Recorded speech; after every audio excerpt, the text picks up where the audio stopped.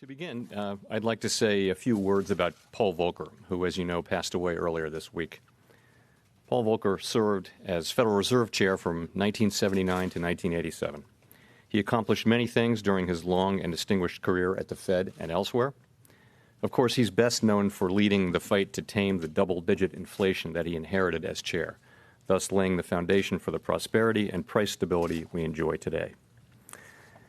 But what is perhaps most admirable about him, more than his many accomplishments, was his character. He believed that there is no higher calling than public service, and he dedicated the lion's share of his life to it.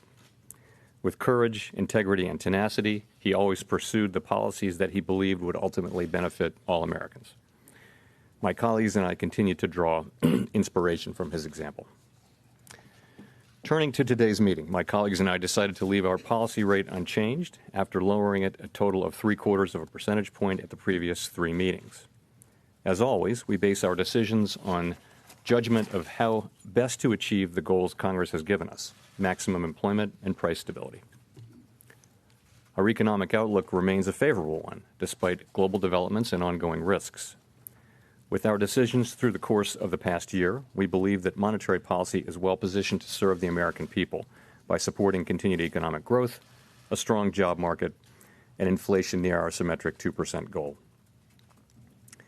The economic expansion is in its 11th year, the longest on record. Household spending has been strong, supported by a healthy job market, rising incomes, and solid consumer confidence. In contrast, business investment and exports remain weak, and manufacturing output has declined over the past year.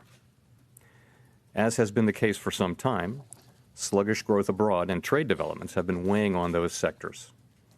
Even so, the overall economy has been growing moderately. And with a strong household sector and supportive monetary and financial conditions, we expect moderate growth to continue. As seen from FOMC participants' most recent projections, the median expectation for real GDP growth slows slightly over the next few years, but remains near 2%. The unemployment rate has been near half-century lows for well more than a year, and the pace of job gains remains solid.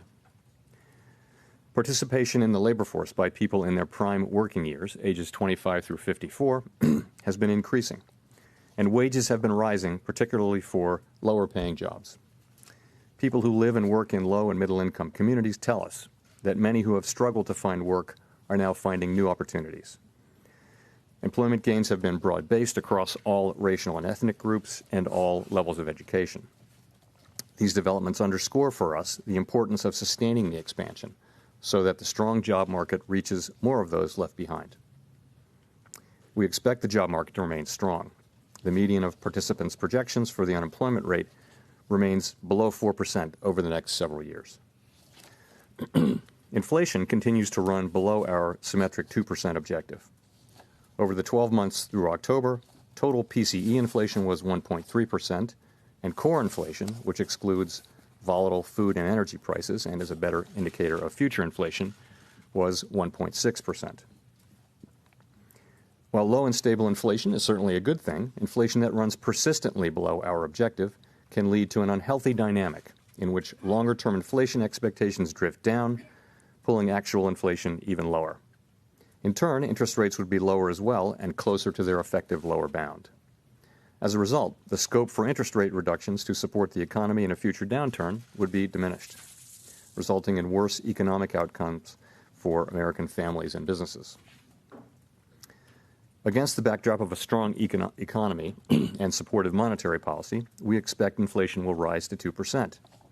The median of participants' projection rises to 1.9% next year and 2% in 2021. We're strongly committed to achieving our symmetric 2% inflation goal. Over the course of the past year, our views about the path of interest rates that would best achieve our employment and inflation objectives changed significantly as the economy faced some important challenges from weaker global growth and trade developments. As the year progressed, we adjusted the stance of monetary policy to cushion the economy from these developments and to provide some insurance against the associated risks. In addition, inflation pressures were unexpectedly muted, strengthening the case for a more supportive stance of policy. Rather than modestly increasing the target rate for the federal funds rate this year, as seemed appropriate a year ago, we reduced it by 0.75 of a percentage point. This shift has helped support the economy and has kept the outlook on track. The median of participants' projections for economic growth, the unemployment rate, and inflation are little changed from a year ago, aside from a lower inflation projection for 2019. Of course, that is the function of monetary policy, to adjust interest rates to promote employment and price stability in response to forces acting on the economy. We believe that the current stance of monetary policy will support sustained growth, a strong labor market, and inflation near our symmetric 2% objective. As long as incoming information about the economy remains broadly consistent with this outlook, the current stance of monetary policy likely will remain appropriate. Looking ahead, we will be monitoring the effects of our recent policy actions along with other information bearing on the outlook as we assess the appropriate path of the target range for the federal funds rate. Of course, if developments emerge that cause a material reassessment of our outlook, we would respond accordingly. Policy is not on a preset course. Finally, I wanted to note that we've been purchasing Treasury bills and conducting repurchase operations consistent with the plan we announced in December.